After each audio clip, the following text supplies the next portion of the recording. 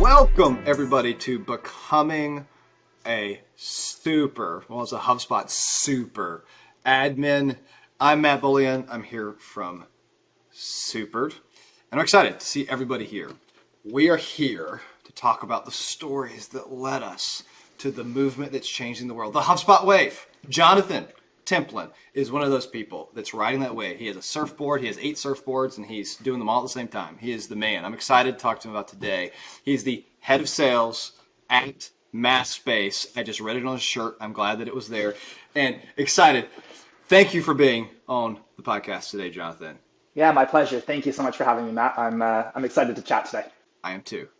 Okay, what are 3 things that only your mother or maybe your cat or your dog knows about you that you feel comfortable sharing with the world? Yeah, and that's something that's safe for podcast general consumption. We don't have to put the explicit tag on Spotify on there. I guess these aren't super secret, but I went to an arts high school and I majored in drama for the first couple of years, and then decided that I was more of a math guy. I love the drama, but I wasn't going to do that as a career, so that kind of became a side project that I did as an extracurricular. So I've kind of got that drama arts background along with being a massive math nerd and a proud math nerd. What's number 3? I am extremely fluent at translating between Canadian, American, and Australian English. So much so that sometimes I have no idea what words I'm using and who uses those words. Having worked in the US and sort of done a lot of sales in the US, I worked for about 5 years in Australia, and of course I grew up in Canada, and that's still home for me. This is fun. Give me an example of a translation. I've never done this before. Yeah, so our product, we sell math software, and something that you would see in Canada and the US is show your work. In Australia, it's show you're working. But if you put that little ing on the end in North America, people are like, what the heck are you talking about? But that's one where just, I'm able to catch some of these little nuances in vocabulary that are a bit different from one region to another. Yeah. If someone asks me, show you're working, I might start dancing. What are you talking about? Okay, so we are here, which I think this is awesome. I love talking to HubSpot admins, and then what I like to call sometimes is the tactical or the strategic tactician.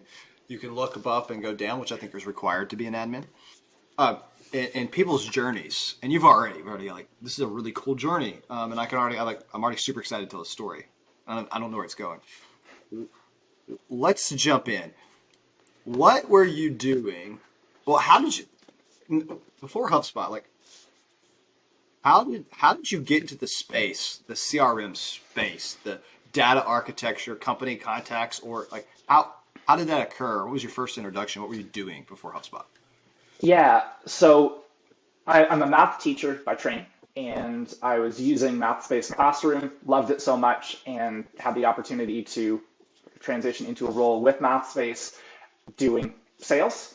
And so in my role there, I had to get familiar with our CRM, and very quickly found myself to be one of the sort of CRM gurus and kind of looking for ways to improve the efficiencies and the structure of our CRM to try and make our lives easier, if you will. I'm going to go into this because I've done a couple of these, and it's always a similar path. It wasn't your job per se, like explicitly. No. It's an implicit. It's like, actually, to do my job, so this needs to be done, and so you start doing it. Yeah, exactly. On the side. Is that? I'm assuming that's part of your path. That was implicit. I just started doing it, and then I just became like, hey, if you need something done in the CRM, you ask Jonathan. Yeah, exactly. And I realized that as you were saying, I was nodding and shaking my head. I'm like, this is a podcast. It's not going to work. People aren't going to see that. So I'll work on giving a little bit more verbal feedback here. Okay, so is it okay? What was the CRM Mathspace was using before? Pipedrive. Pipedrive. Okay, so you cut your teeth in Pipedrive. Yep. What did you ever touch another CRM or marketing automation platform before HubSpot? Intercom. So we used Intercom as our sort of outreach marketing automation platform and as a customer support platform. So their live chat functionality. Live chat with support team is one of the things that we have always offered to our teacher users. So having a platform like Intercom that basically embeds that right in our app has always been something that I think makes Mathspace pretty special. And yeah, that's what we use Intercom for. Yeah, love it. I might have a HubSpot thing, but if you were to go on, our app, we love a little bit of Intercom. It just makes life, especially in-app experiences, awesome. Intercom, feel free to sponsor this. I'd love for you if you threw money at me. Okay, you're on Pipedrive, you have Intercom, you probably have some other tools. You are becoming a de facto admin. Have question, ask Jonathan. You're a salesperson. How did you decide when you're going through the CRM universe? How did you say HubSpot? That's not the journey everybody ends on. How did you end there? The short answer is data integration. And the longer answer is it actually started with our head of marketing, Nicola. She was looking for a tool that had better marketing attribution than Intercom did. So Intercom, we were using that for marketing automation, bulk sending of messages, but it was very difficult, we found, to accurately understand the impact and make changes and measure how successful what we were doing was. So she started looking into some other platforms and asked me to, I guess, join her on that journey. And the initial thought was, hey, we'll find a marketing automation platform. So we looked at a couple. We looked at Marketo, and we looked at HubSpot. And from just the first demo, really, it was both of us felt that HubSpot was far more user friendly. And I think it's such an important factor to consider that you can have the best, most robust tool in the world, but if it's not being implemented by your team, it's useless. I know that's something that you are very passionate about with Superad, and that was certainly something that we felt for the team that we have and the use cases that we had, that HubSpot was probably a better option. And through a fairly rigorous process, and it took us a while, we wanted to really make sure we understood as much as we could before we got into it. There was just so much appeal that we wouldn't have these disjoint systems that weren't speaking to one another. I liked Pipedrive. I also liked Intercom. They did not like each other. They do not talk to one another very well at all. Yeah. And so it was very difficult for our sales team to see, oh, so-and-so got a marketing email about this and opened it and looked at it. Or, hey, this teacher is really, really mad about something and they've come through our live chat support. We should probably know about that. So it was very difficult and time consuming to get that data in a central place and from my perspective, for our sales team. Received. So I'm gonna as a quick recap, we're in a universe where we have Pipedrive, we have Intercom, and we are executing. And it's really hard to have, and I say this all the time, is if you have two databases, it is multiplicatively more difficult. It is not an addition. This is our first grade to second grade math, but it changes the equation from a plus sign of having it all in one place. You can plus, which is easy to add and do it, to it's multiplicatively more difficult to manage. And the admin is really who feels that when you're trying to put that data together. So I think it's cool. You said they don't like each other. I just want to say nothing likes each other unless it's in the same platform. So during this time at some point, and we'll call it out as, we had this RevOps summer school thing that happened at some point in that journey. And if you didn't know this, Jonathan Templin is became the valedictorian of the RevOps summer school, and there were thousands of students, and he won number one. And he didn't even have HubSpot. He didn't have HubSpot at this point, and he became the number one student for RevOps HubSpot school. So it's a cool thing. So now you have the full HubSpot. Like now, what are you sitting on? Now you have HubSpot. Yes. What is it? We are. It's been a long transitionary process. Obviously, we want to make sure that our data gets ported over correctly. Our team has been using Pipedrive for a long, long time, and there's a lot of good data in there that we want to make sure that we keep access to.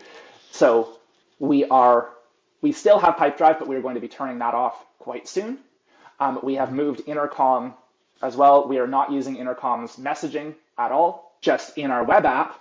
We've got, the little chat bubble down in the bottom corner. I've been testing that out over the little bit. Open that up. Hey, can I have some help? Boom, pops up right away in the HubSpot inbox, is linked with the HubSpot contact. You can see what company they're from. You can do everything that you need to do. It is in the CRM immediately. I have the ultimate question, Jonathan. It's the ultimate question. The question we all really care about. Why not Salesforce? Usability. That I consider myself to be very good at picking up products. That I generally have a fairly shallow learning curve in terms of being able to click around, figure things out in HubSpot, Mathspace, Intercom, Pipedrive, all that sort of thing. And we did get set up with a Salesforce demo account, and I didn't spend days and days around it, but it was not intuitive to me at all. So I kind of thought to myself, and that if this is something that I'm having a challenge with, this is not going to be easy for our team to pick up. We are also a relatively small, lean team. We do not have again, I'm the head of sales. I'm not the guy who does all the HubSpot stuff. And, it just kind of seemed, and from some of the reading that I'd done and all of that Salesforce is incredibly powerful. There are perhaps situations where it would better suit the needs of a particular company in a particular market of a particular size, but kept coming back to this Salesforce admin, that you kind of need to have one or two people whose job it is to manage the Salesforce instance, and that was not going to happen for us. Price ended up being comparable, so it was just it was usability and sort of ease of use for myself and how we felt that our team would go as well. I love that. To recap this, it's easier to adopt, and if it's not adopted, it's not going to be used. And then number two, I think this is fun to think about, because I think this is a trap that I know I've fallen. I mean, I have done Salesforce in the past and have fallen into this trap. It cost is the same until it's not, when you're a 50 or 100 person company, and now you're paying for every single seat, and you're not just paying for sales seats. And so this paid user seat versus non-user seat thing, where it actually becomes way more expensive when you think about long term. Yeah. And the other thing as well was, from a CRM or a sales perspective, the reviews were comparable enough between HubSpot and Salesforce, but the marketing component, HubSpot was consistently scoring quite a bit higher. So, for our marketing team, it was like, no, this makes more sense for us. Yeah, and the little known fact, I think it's known, but not marketed this way. HubSpot bought Pardot in 2013, and hopefully that's the right number, but around that time. By HubSpot, do you mean Salesforce? Salesforce bought Pardot. Okay, that's what I thought. Yeah. Okay, and it became Marketing Cloud. But if you really look at them, they're not integrated. Like it's almost multiplicative. It's not the same database. It's still like because one uses leads, and then how you have contacts, and it just gets really difficult to manage. At least that's my experience. And so be careful on what is Yeah. actually an integrated database. Jonathan, you now, I mean, like in many ways, you have your path is the accidental CRM admin, Yep. tactical or strategic tactician, thinking Yep. both go to market, bringing in, executing it, and running an entire sales team inside of Pipedrive, but now, and then thinking about Intercom, but now moving everything to HubSpot and now becoming a HubSpot super admin. What are 3 pointers you would give Yep. to our future superheroes, soups, if you would, inside the HubSpot universe? What would you tell them? Here are the first 3 things you need to go and learn as you are getting good at like managing a CRM and thinking about strategy and tactics. Yeah, and I might go a slightly different direction on this. I'm still very much learning, the about HubSpot. I'm still very early on the journey, but I might share kind of a couple of the things that I think we have gotten some of the biggest wows and rounds of applause from our larger team. Because again, as much as it's about your admins, your C-suite, adoption is key. And if your people who are trying to adopt HubSpot, who are going to be in there every single day, don't like it, awfully difficult. And so speaking to our sales team, one thing that they have gone bananas about, that they love, is the sequences tool. The ability to manage their time better, more efficiently, and really, I like to think about it as some level of personalization at scale. So sequences are something that if you were looking at HubSpot from a sales perspective, you got to get yourself in there. You got to start using that. So that's number 1. Number 2 is get your app data in there. And so our engineering team and our data team has worked tirelessly to push some Mathspace data, usage data, into HubSpot. We had some of that in Intercom, but that was not something we had set up in Pipedrive.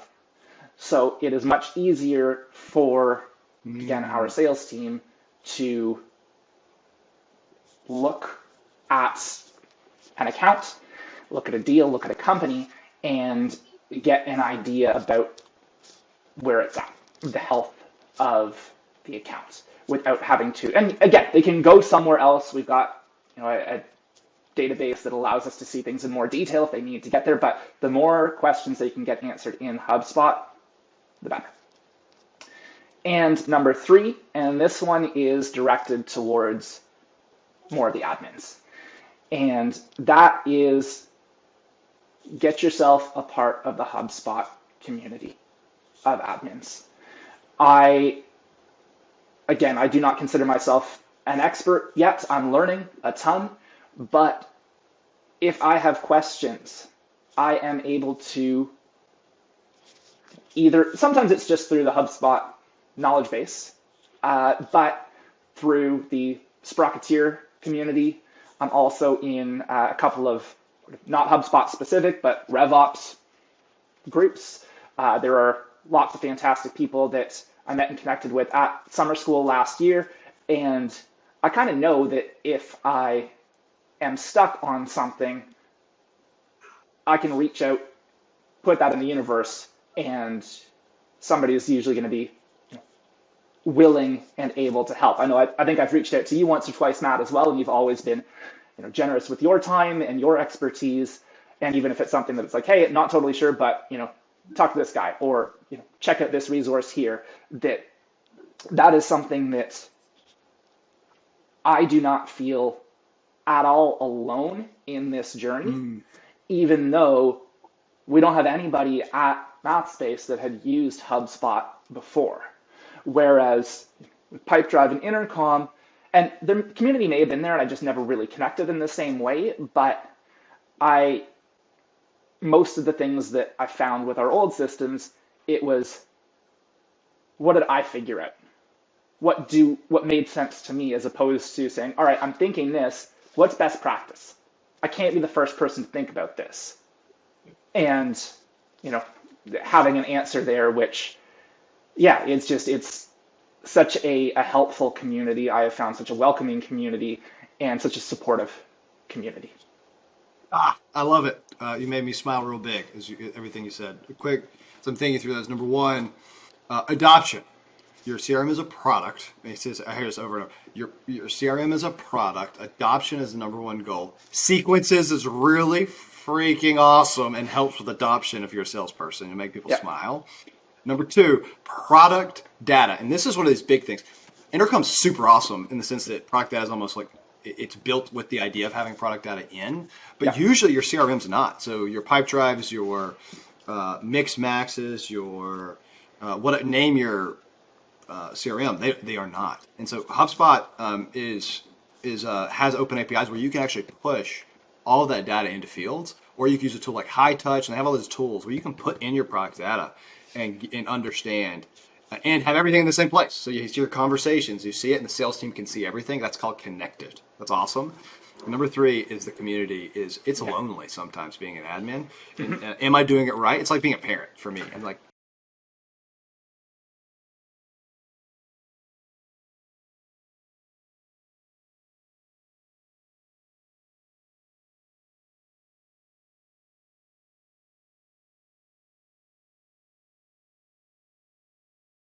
am I doing Yep. this right? Like, I don't know. Like, and so you need to go out and ask people that have done it before. And the HubSpot community, and this is what's part of the Sprocketeer, exists. And there are Wizard of Ops, RevOps Co-op, Yeah. Pavilion, MS. There's all these communities. Sprocketeer is one that's only focused on HubSpot, but there are other tools out there, and sometimes you need help. Absolutely. So, Jonathan, At. thank you so much for the same time. Les, if you're as you bleed orange right now, what is a rally cry that you would leave people with? As they are like they're dedicating their career, they're saying, "I'm going to go get really stinking good at HubSpot so I can get a job." What would a rally cry be as they're going on this journey? Oh, I mean, the one that immediately came to my mind, which is probably a little bit long and a bit of a mouthful, but I'm going to go with it, is the sort of new movie that's up for the Oscars this year that I haven't actually seen, but just the title resonates with me. Everything, Everywhere, All at Once. That you've got everything from everywhere, all at once in HubSpot. Everything, everywhere, all at once. I love You it. got it. Didn't even know that was a movie. So thank you, Jonathan. Jonathan, I appreciate the time. If people want to reach out to you, what is the best way to get in touch with you to ask questions? You can find me on LinkedIn. I'm fairly active on there. You can also go to the Mathspace website. We have a little chat bubble on there that you can connect with our team. Um, if obviously if you're a teacher or a student who's kind of interested in math products as well, or you're a parent who's got kids who's interested in math, love to chat, love to learn more. But yeah, that's kind of LinkedIn, the Mathspace website, probably the best place to find me. I love it, Jonathan, the valedictorian of the first Robot Summer School. Thank you for spending your time talking about your journey of becoming a HubSpot super admin. Stay awesome, stay strong, and stay super. Thank you for joining Sprocketeer. Adios, It sir. has been a pleasure. Thank you, Matt.